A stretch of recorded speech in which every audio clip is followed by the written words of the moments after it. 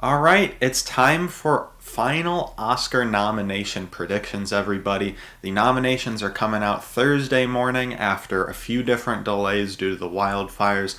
I am ready for them. I have been ready for a few weeks now, so I am excited to see what happens, see what I get right, see what I get wrong. Aside from Best Picture, which I'm going to debate, the top five or so, I'm not going to spend a lot of time talking about what I think is number one versus number two in any particular category because after all, these are just nomination predictions. It just matters that I get every single one in every single category correct.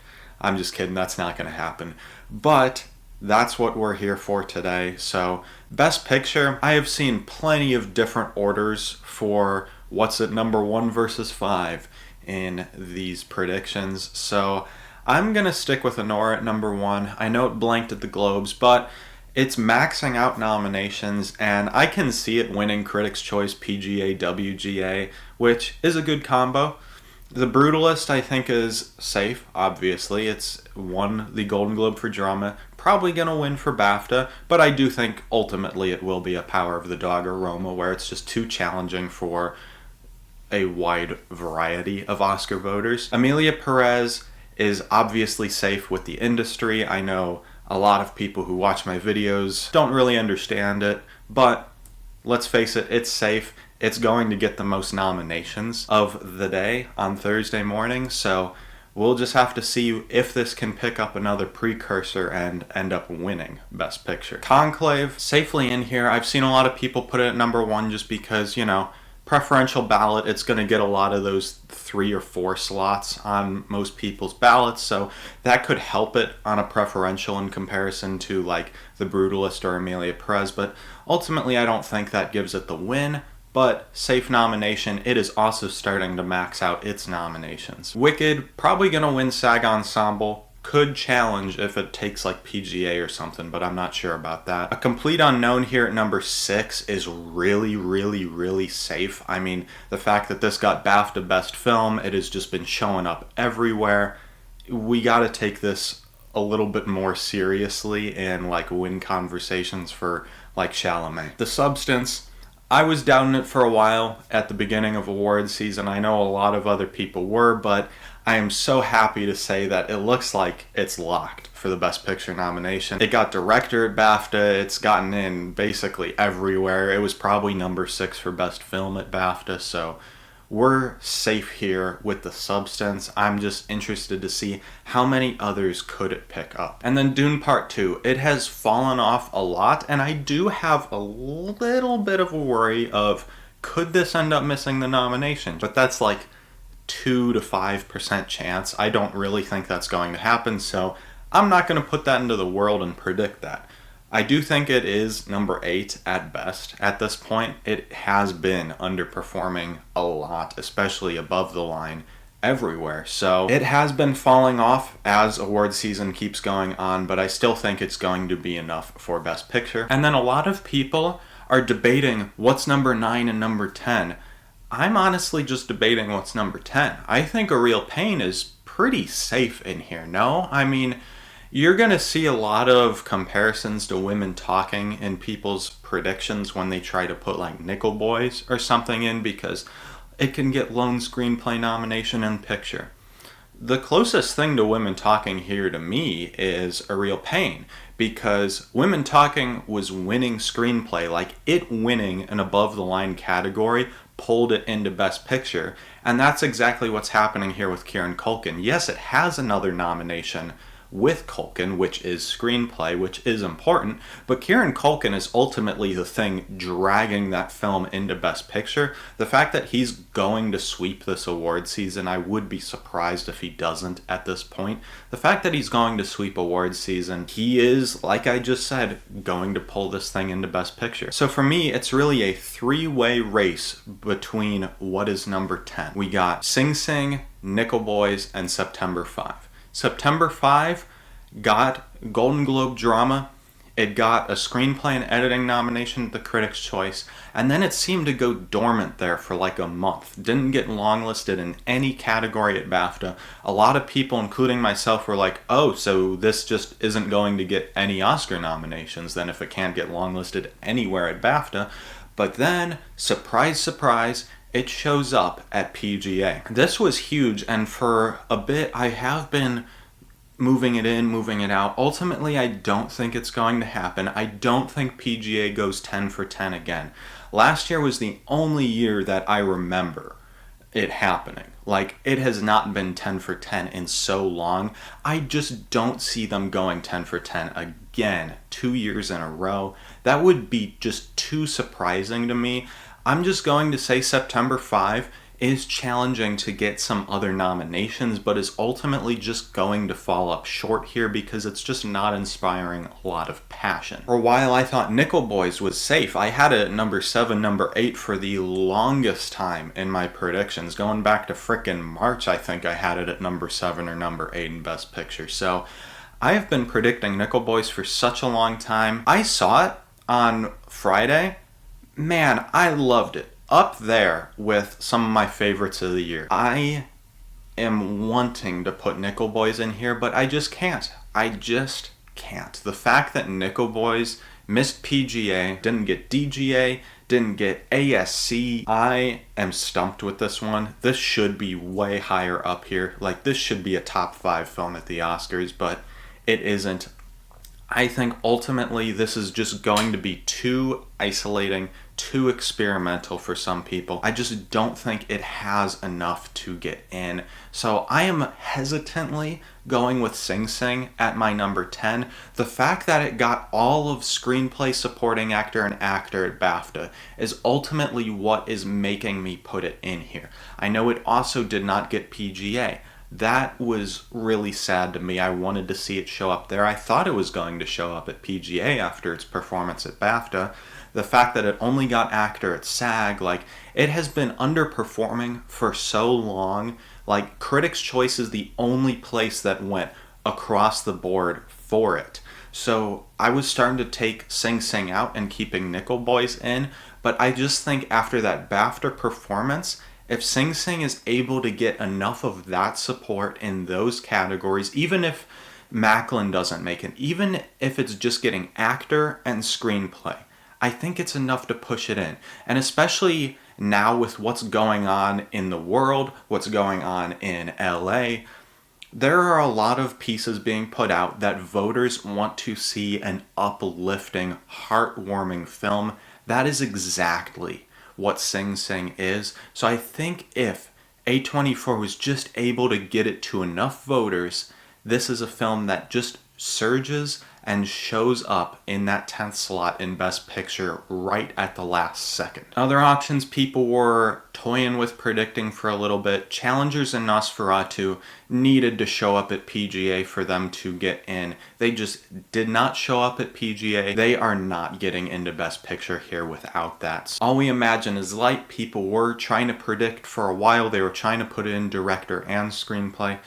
I would have needed to see it show up in both director and screenplay at the BAFTAs for me to think it had a chance at Best Picture at the Oscars, and the fact that it couldn't get either nomination signals to me at least that it's not contending for a Best Picture spot here at the Oscars. Best Director, Brady Corbet, Sean Baker, and Jacques Audiard locked for the nominations. Don't even toy with taking them out. Coralie Farja, I honestly think is number 4 for this. I know she missed DGA, but she got BAFTA, she got director basically everywhere else. I think she's good. Edward Berger, I am caving. I am putting him in. For a while I have been rejecting him because I thought Conclave was going to be too middlebrow for the director's branch to give a nomination to Berger, but it just doesn't make sense not to have him in at this point. Ramel Ross I was trying to make happen for a while. I know a lot of people were, but you can't even compare it to Beasts of the Southern Wild because Beasts of the Southern Wild at least got PGA. The fact that Nickel Boys couldn't get PGA, I really don't think there's a chance that it's getting into director here at the Oscars.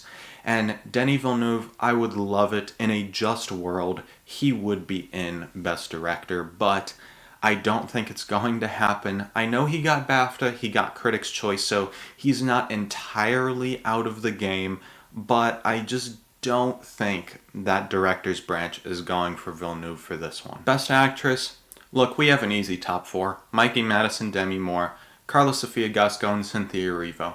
I don't see the reason to take any one of these out. I know a lot of people are still trying to say Gascon's gonna get snubbed, Erivo's gonna get snubbed.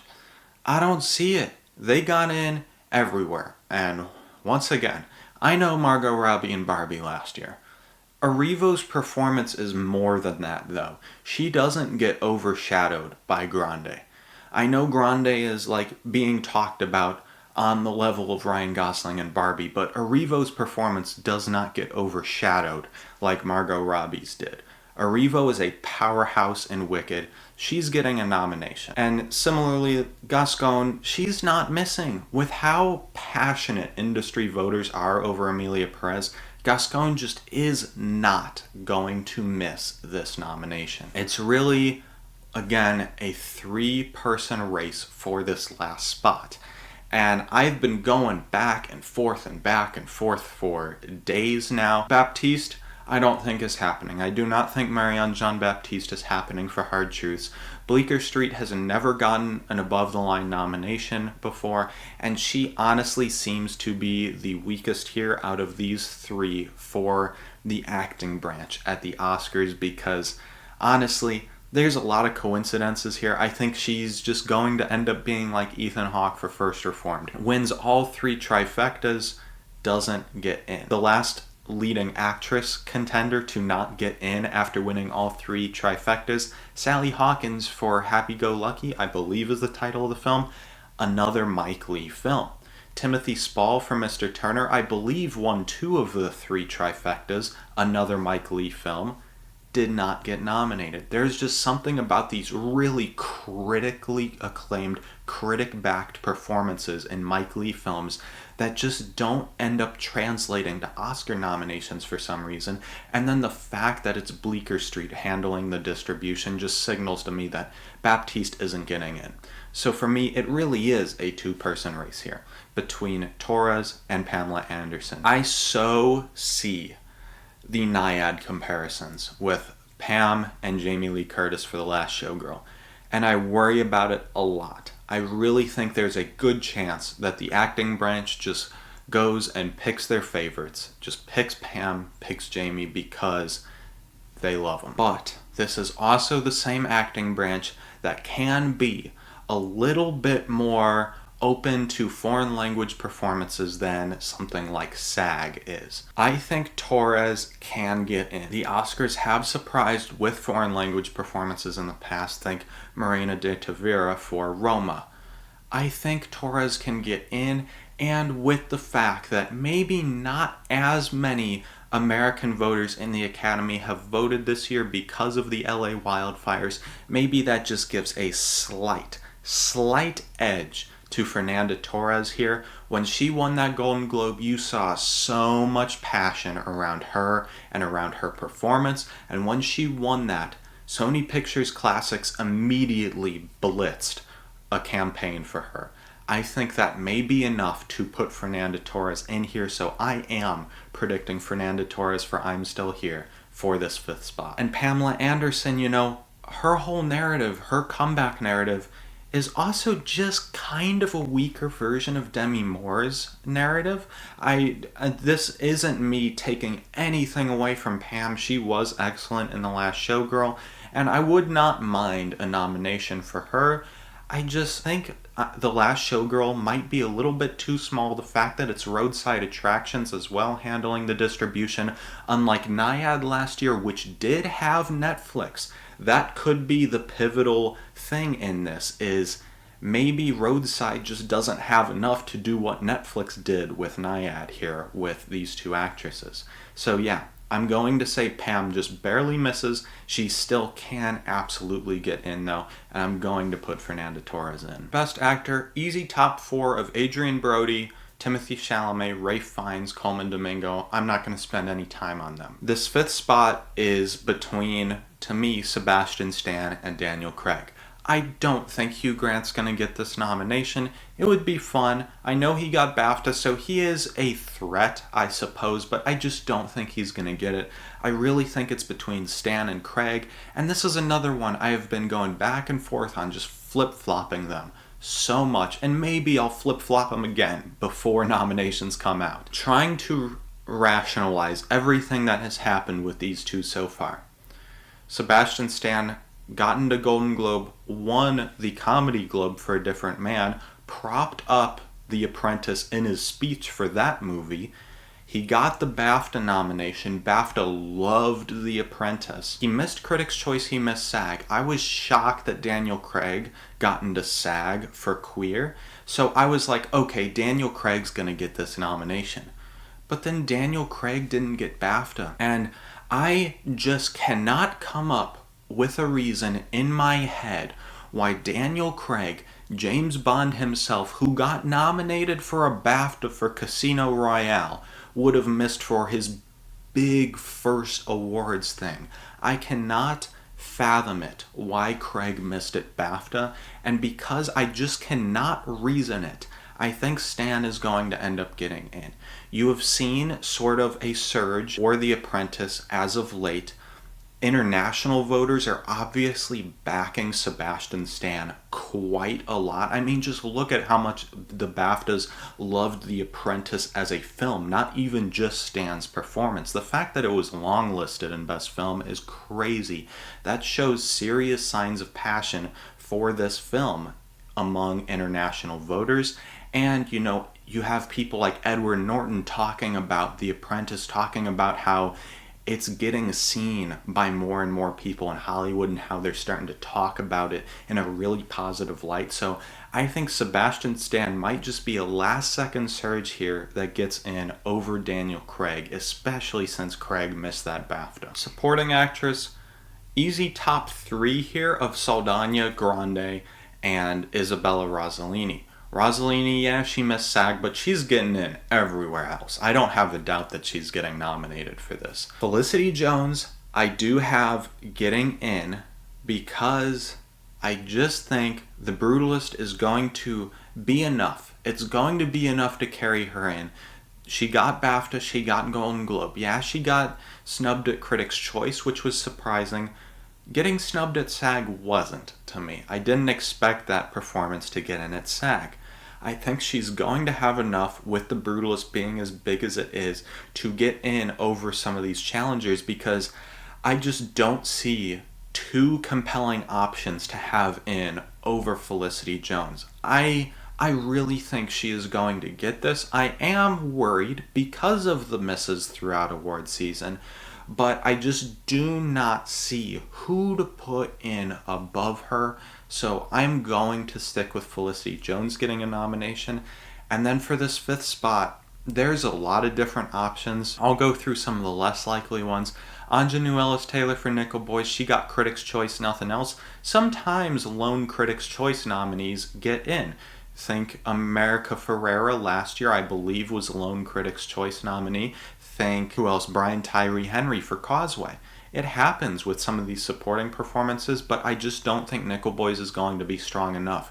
Even if it was in like picture and director, I don't think she comes along with the film. Monica Barbaro, you know, we're seeing a surge with A Complete Unknown, but Barbaro only has SAG. And in the last 10 years, I believe, no one who has gotten a lone SAG nomination has gotten in at the Oscars. So even though that this film is surging and it's really strong in the industry, I don't think Barbaro has gotten in enough places to give me any sort of confidence to put her into supporting actress. Danielle Deadwyler, I was predicting for a while. She got Critics' Choice, she got SAG, so it is a possibility, but I don't think it's happening. She got both with Till, got snubbed for Till. The Piano Lesson has no passion around it. She would be a lone nominee if she got in. I don't think she's going to get in. I just don't think this movie has enough gas to it to give her that nomination. So, once again, I have just narrowed it to 3 people for 1 spot. We got Jamie Lee Curtis for The Last Showgirl, Selena Gomez for Amelia Perez, Margaret Qualley for The Substance. Jamie Lee Curtis has gotten BAFTA and SAG. That is an incredibly strong combo. Selena Gomez, Globe and BAFTA, Qualley, Globe and Critics' Choice. I think Qualley is the least likely. It's obvious just looking at the shortlists that the Oscars weren't as in love with The Substance as the BAFTAs were, who did longlist it in sound and score and a couple others. The Oscars only shortlisted it in makeup. Obviously, there aren't a lot of shortlisted categories, so I'm really only going off a couple here, but I don't think the Oscars are going to be as in love with it as BAFTA, and if she couldn't get into 6 spots at BAFTA, I don't think she's going to get into 5 spots at the Oscars. So I'm really between Gomez and Curtis. I'm going to put Selena Gomez in here.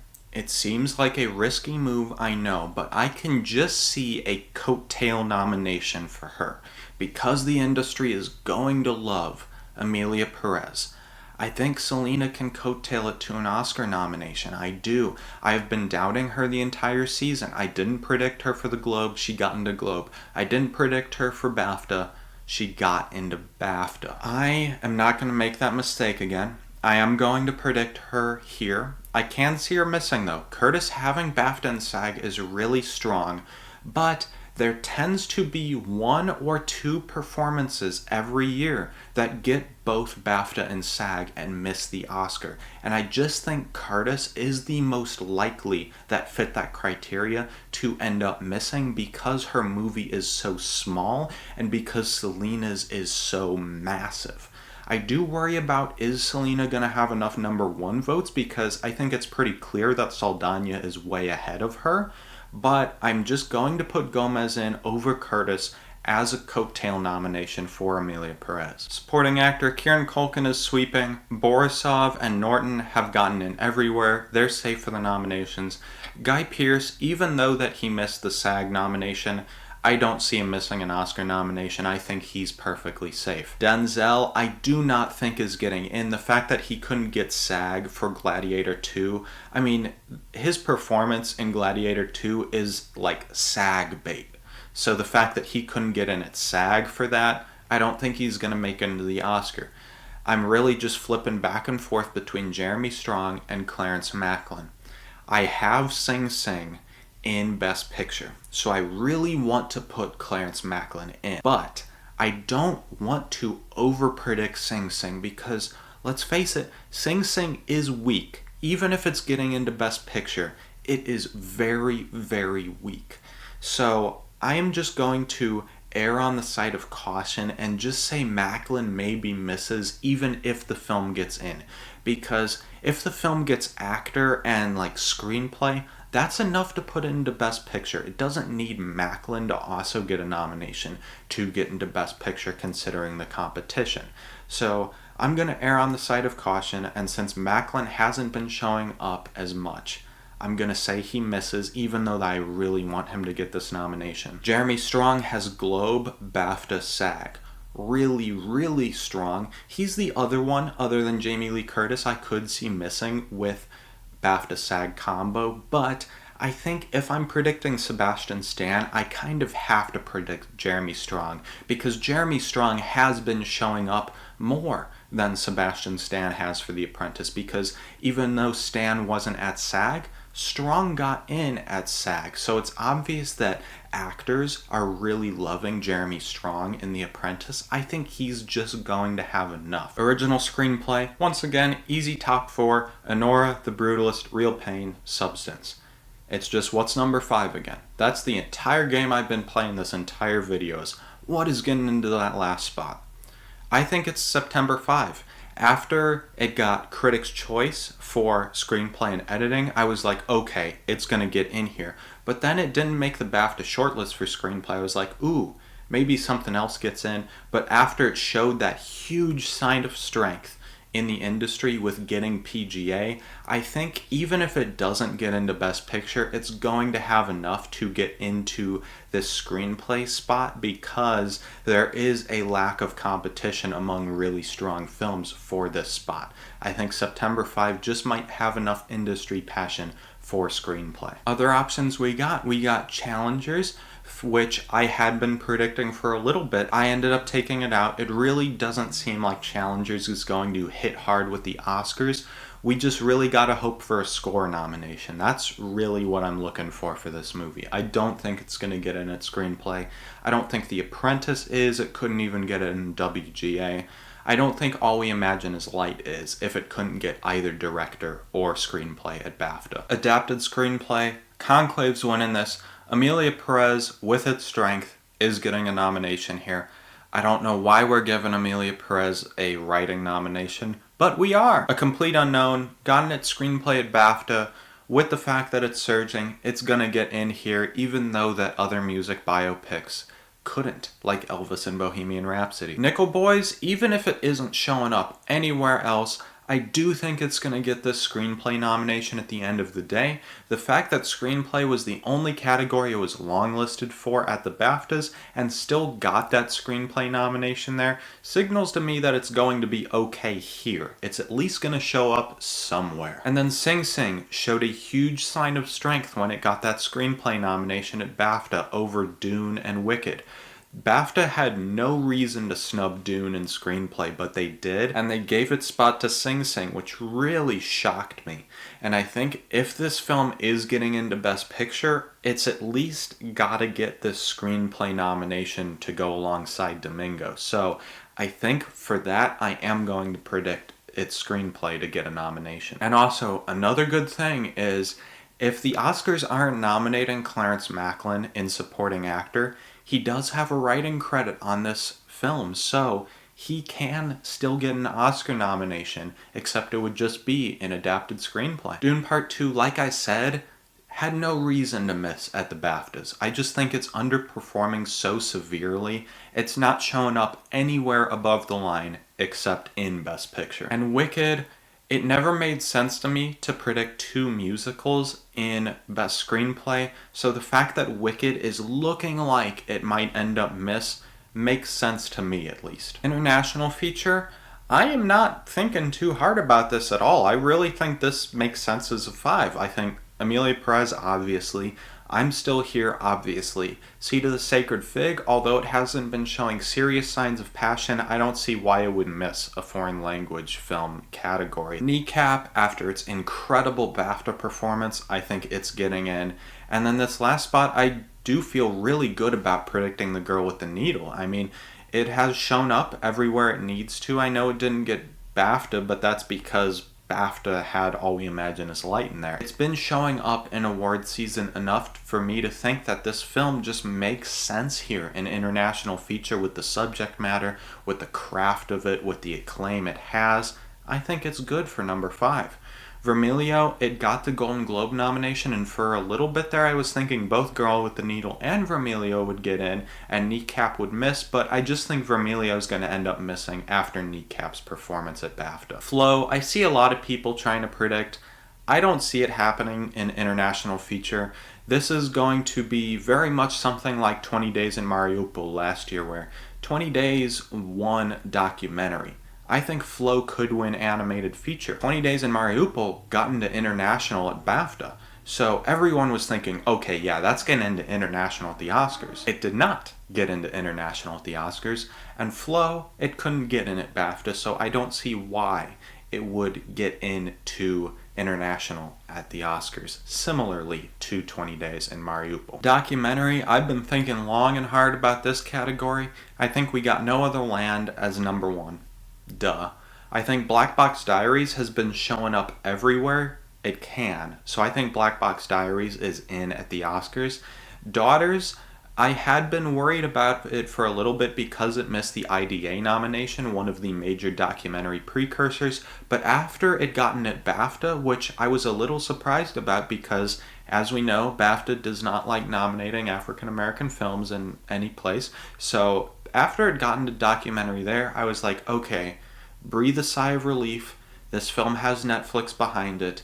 Daughters is getting into documentary. Sugarcane hasn't been performing as well as of late, but it has gotten enough major documentary precursors, basically all of them aside from getting into BAFTA, so I think Sugarcane gonna be good for the nomination. And then the fifth spot, I think we're going Dahomey. Dahomey was shortlisted in international feature, so it's obvious that Academy voters are seeing this film. It is pretty well liked, has a well-respected director. I think Dahomey makes sense for this last spot here. Soundtrack to a Coup d'etat is probably the most likely to swap in with any of these because it is very acclaimed, but it is also 2.5 hours, also a little bit long, drags on a little bit, so I think maybe it just doesn't have enough to get in over some of these others. The Remarkable Life of Bellin, I thought it needed to get in at BAFTA, so the fact that it's missed both Cinema Eye, I believe, and BAFTA, I don't think it's going to get in. Two that I have been told to really watch out for are Hollywood Gate and Union. Hollywood Gate especially. Really interesting stuff here. If you look about it, it was a documentary filmed about the Taliban occupying the Hollywood Gate complex, which is thought to be a former CIA base in Afghanistan. So this is a really interesting film. I don't know how they were able to film this, but the reason why I've been told to keep an eye out for this one is because last year To Kill a Tiger got in despite not hitting any precursors and despite not having a distributor. Hollywood Gate could be like that this year. So watch out for this one. I wouldn't predict it though because the five I have seem a little bit stronger. Porcelain War also seems like a really interesting film. Obviously, the last 2 years, the documentary winner has been about Russia-Ukraine conflict, so Porcelain War could get in off of that trend because it is about the war in Ukraine, so I think that Porcelain War does have a chance. Animated, I've moved Flow up to number 1 after the Globes. Wild Robot, safe nomination. Wallace and Gromit may win BAFTA, so I think that's number 3. Inside Out should be good, highest grossing of the year. Memoir of a Snail, finishing out number 5. I don't think anything else is going to get in here. If I had to guess, Chicken for Linda would be the most likely option because sometimes the Oscars throw in one of the indie films from the Annies, and it seems like Chicken for Linda would be that, but also, I mean, Memoir of a Snail and Flow are both indie picks, so I don't think Chicken for Linda gets in over them. I think we have a pretty easy 5 here. Now moving on to the text, we got cinematography, which is the one that I have been going back and forth on between a bunch of different options the most. I think The Brutalist still in position to win. Nosferatu has gotten everything. I think that is definitely looking good. I think it's the critics leader in wins right now, which is interesting. Conclave has gotten everything, and the fact that this film is starting to max out nominations, I think a cinematography nomination just makes sense with how it's performing. After that, it gets really, really confusing. I was thinking after Emilia Perez got BSC and BAFTA, that with the international support, with the industry support, it would definitely be getting in, but it couldn't land on a lineup of 7 at ASC, which leads me to believe that, maybe the cinematographers just aren't going to be that in love with Emilia Perez like seemingly most of the rest of the industry is. So I'm going to say Emilia Perez misses because it couldn't hit 7 at ASC. If ASC only had a lineup of 5, I would still probably be predicting it, but the fact that it couldn't get in with 7 is really concerning to me. And the same goes with Nickel Boys. Nickel Boys missed everything. It doesn't even have BSC and BAFTA like Emilia Perez did. Because that couldn't get into that lineup at ASC, I really don't think Nickel Boys is showing up here. What do we have here? We have A Complete Unknown, we have Maria, and we have Dune Part 2 for these last 2 spots. I think A Complete Unknown is showing up. A Complete Unknown has been overperforming. As I have said a couple times in this video, has been overperforming with the industry. The fact that it got ASC leads me to believe it is going to show up here. Phaedon Papamichael, the cinematographer, I hope that's how you pronounce it, got in at only the ASC, I believe, for Trial of the Chicago 7 and got a cinematography nomination for that at the Oscars. He is a branch favorite. He has multiple nominations already. I think he has been nominated 4 times. So I think Phaedon, the fact that he can get in for Chicago 7 with only ASC, I think he can get in with only ASC for A Complete Unknown, considering A Complete Unknown is stronger than Chicago 7 was. So I think Phaedon is going to get another nomination for a film that, like, is well composed. Like, it looks good, it services the story well, but there are so many better options. Same was the case when he got in for Chicago 7. I think he's just going to be a branch favorite and get in. And honestly, that's why I'm leaning toward Edward Lockman for Maria for this last spot too, over Dune. And I know you're going to be watching this video and thinking, how am I going to snub Dune here? The cinematographer's branch does not like rewarding sequels because they feel like they already rewarded this same aspect before. Dune Part 2 though, it has ASC, it has BSC, it has BAFTA. I know that. It makes sense to predict it because of that, because it's showing up everywhere. But Greg Fraser, the cinematographer of this, was also the cinematographer for The Batman. The Batman got ASC, BSC, BAFTA, and then missed the Oscar nomination. I think Greg Fraser might just end up replicating that with Dune Part 2 here, where he gets everything and then the cinematographer's branch just says no, because it's a famous IP sequel. We rewarded you for the first one. This is essentially the same work. Not my words, I'm just saying what they're gonna say. So I think Greg Fraser for Dune Part 2 just might unjustly get left out for this. Edward Lockman for Maria, like Phaedon Papamichael, also a big branch favorite. And Lockman used a bunch of different film stocks and lenses for Maria, used 35mm color for certain sequences, used 16 and 8mm color for others, used 35mm black and white for others. It's like he's using all these different things to capture the headspace of Maria.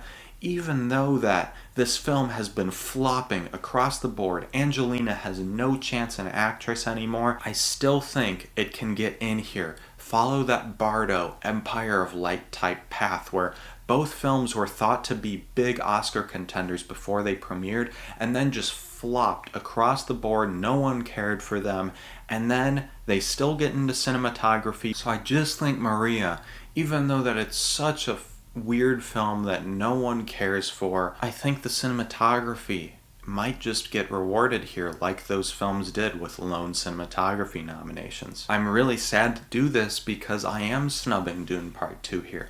I want it to get this nomination, and if it does get nominated, I'm gonna feel like an idiot for not predicting it since it's gotten everything, but I'll also be really freaking happy that it got in. Whereas if I do predict it just off of hoping that it gets in and then it misses, I'm also going to feel like an idiot and I'm going to feel bad that it didn't get in. So I'm just going to leave it out and hope to be surprised in the best possible way. Editing, we got 4 locks here. Dune, Conclave, Emilia Perez, Anora. They're not missing. September 5 makes the most sense here. Once again with Screenplay, because it got that PGA nomination, and also editing is the place it has been showing up the most at throughout all of award season, whether that's major precursors or critics groups. So I think editing just makes sense here, and because there wasn't a good alternative, I think that PGA nomination is just making this a little bit easier for me to predict September 5. The 2 that make the most sense outside of it are A Complete Unknown and The Brutalist, but neither got into the Ace Eddie Awards and neither got into BAFTA, so they don't really make much sense to predict. It's just because they're going to be films that are loved. Production design, Wicked, The Brutalist, Dune, Nosferatu, all make sense to predict. I am going back and forth between Gladiator and Conclave here. Gladiator, the fact that it missed production design at BAFTA makes no sense to me, but Conclave just feels too contemporary to put in over Gladiator, and the fact that they built the Colosseum and everything in Gladiator, I'm just gonna give Gladiator a slight edge. I might end up changing this before nominations though. Costumes: Wicked, Dune, Nosferatu, Conclave. Gladiator 2 once again missed costumes at BAFTA, which is really freaking weird. But there's even less good alternatives to swap it out with, because I don't really see A Complete Unknown getting a costume nomination. I know it got in at BAFTA, so it's probably the next one up, but I just don't see it. I just don't think it does enough. After A Complete Unknown, nothing really makes sense. Yeah, I think Blitz got costumes at BAFTA, right? I don't know, I forget. But I think it did. I just don't see it getting in at the Oscars. And then like Beetlejuice couldn't show up there. Maria, I think it's dead in costume. It's cinematography or bust for that movie. So I don't know. I'm just going to go with Gladiator here in my last spot. Makeup, we got The Substance, easy winner. Nosferatu looking really good for the nomination. A Different Man, the Oscars makeup branch does not mind nominating indie films that hardly anyone saw with a lot of prosthetics. That's what A Different Man is. I think it's going to be okay. Beetlejuice missed that BAFTA nomination, which was huge, but it still got the most nominations at the Makeup Hairstylist Guild. So I think Beetlejuice, with those 3 Makeup Hairstylist Guild nominations, it's going to be enough to put it in. This last spot, I'm caving. I'm going with Wicked. I've been doubting it for a while, making comparisons to Barbie missing. But the industry loves this film. It makes sense to over-nominate it here. I think this is the most likely to get an over-nomination from the set 6 or so that everyone thinks is happening. So I'm just going to say Wicked gets in here. The fact that it did get 2 Makeup Hairstylist Guild nominations, did get in at BAFTA, I think Wicked might have enough to get in here. I'm also thinking about Amelia Perez, because that got a Makeup Hairstylist Guild nomination, that got a BAFTA nomination. It makes sense with the industry support for this film. It makes sense with the fact that it's probably top 3 in Best Picture. But I don't know, I'm just struggling to see what to take it out with. I could maybe see it swapping with Beetlejuice if Beetlejuice follows the BAFTA route and misses. I can see it swapping with Wicked if the Wicked Barbie comparison just works. I don't know at the moment. Like I said, am an indecisive person. I may change this later. Waltzing with Brando, it could follow that Golda path, but I don't know. I just think the other contenders are a little bit more strong.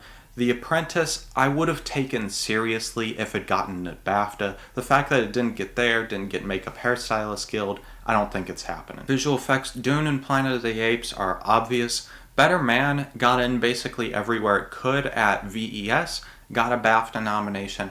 I think Better Man is looking really good, even if it did flop at the box office. Gladiator 2, I was thinking could miss, but it got the BAFTA nomination. I think it's still strong enough in visual effects, and there aren't enough viable contenders to take it out. This last spot, I really don't know what's happening. I don't think Wicked is happening. The fact that it couldn't get into VES, it did get into BAFTA, but BAFTA is just more open to nominating films in visual effects if they're getting into Best Picture. They did that with, I don't even know how many I can list off, but they do it all the frickin' time. Poor Things last year, they did it with Black Panther. I think they might have done it for Everything Everywhere. So I think Wicked is just going to follow that path where gets BAFTA, doesn't get VES, doesn't get Oscar. Deadpool and Wolverine, there tends to be one Marvel film in, so I was thinking about putting that in, but Deadpool and Wolverine doesn't really have anything in terms of precursors, where the normal Marvel movies that do get in here also have 1 or 2 things. Deadpool doesn't, so it doesn't really make sense to predict it. Alien Romulus, BAFTA is in love with space sci-fi movies just like the Oscars are, but BAFTA couldn't go with Alien. VES didn't go with Alien. It's just underperforming at basically every guild other than Cinema Audio Society, so I don't know how I can predict Alien here and feel good about it. So I'm really just kind of defaulting to Mufasa here. It's made a lot of money at the box office. It got that major VES nomination and a couple others there, so I'm just gonna go with that because VES went for Mufasa pretty hard, so that's what I'm going with. I'm not confident in this last spot at all, though. Sound, Dune, obviously. Wicked has gotten everything in sound. A Complete Unknown missed the BAFTA, but it's gotten everything else. I think that's perfectly fine. Gladiator 2, I was ready to take out, but it got into motion picture sound editors. It got into BAFTA. I think it makes enough sense.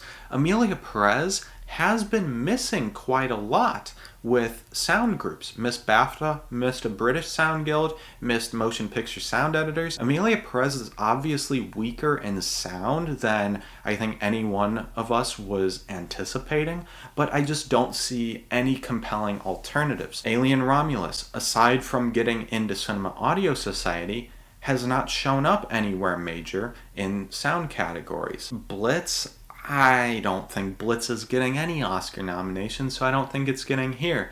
All the shortlisted options that the Oscars gave us are not compelling at all outside of Alien. So I don't see Wild Robot, I don't see Deadpool, I don't see Joker getting a nomination, so I'm just kind of defaulting to Amelia Perez here because nothing else makes any sense, so why not just go with Amelia Perez because it's a strong film. Score, Brutalist, Conclave, Amelia Perez, all make a lot of sense. Challengers kind of missed some industry nominations for score, but it won the Golden Globe. It's probably going to win the Critics' Choice. I think that might just be enough to get voters to vote for it. The fifth spot, I really want to snub Wild Robot, not because I want it to miss, but because Spider-Verse couldn't get here last year, even though everyone thought it was a sure thing for score. So the Oscars love ignoring animated films and score, but the fact that it's gotten in everywhere, really, Globe, Critics' Choice, BAFTA,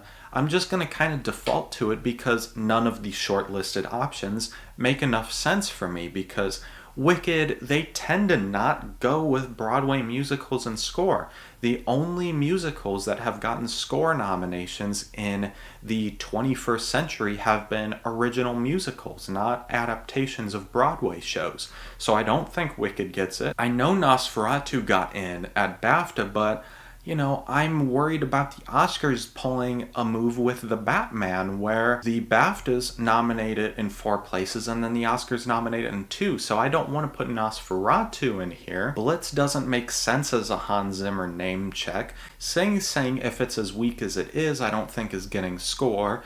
The Room Next Door, it's Alberto Iglesias. He's a favorite, kinda, but he got in for Parallel Mothers, but Parallel Mothers at least showed up at a precursor or 2 in score. It hasn't shown up anywhere for The Room Next Door. So I just don't know what else makes sense outside of The Wild Robot, so that's why I'm predicting it. Original song, El Mal probably winning this. The Journey from the 6888, Diane Warren, that's just her spot. Mi Camino for Amelia Perez, it's getting the second one in. Harper and Will Go West makes enough sense to me because they went with the American Symphony song from last year, so because Will and Harper is the celebrity doc that isn't going to make it into Best Documentary at the Oscars, maybe the music branch wants to reward it here in Best Song. It would be worthy. And then once again here, with this fifth spot, I'm just defaulting to the Wild Robot song because I don't know what else to put in above it. Compress Repress from Challengers, it would be cool to see, but it doesn't feel like the type of song that they nominate. Like a Bird from Sing Sing, like I said in score, if the film is so weak, I don't see it getting in here. Then we got, the Out of Oklahoma from Twisters? I don't know about an Oscar nomination, so I'm just gonna default to Kiss the Sky from the Wild Robot because it, like the score, has been getting in at precursors. Okay, that's it for my Oscar nomination predictions, everybody. I am just hoping to get, 80% of this stuff right. I am hoping the 10 I pick for Best Picture, at least, are the 10. Actually, I hope Nickel Boys gets in there to my surprise, but probably won't. Anyways, what did you guys think of my predictions here. What are you predicting in some of these categories that are different from mine? Let me know your thoughts down below in the comments, and as always, if you liked what you saw here today and you would like to see more, subscribe to follow the odyssey that is Oscar season.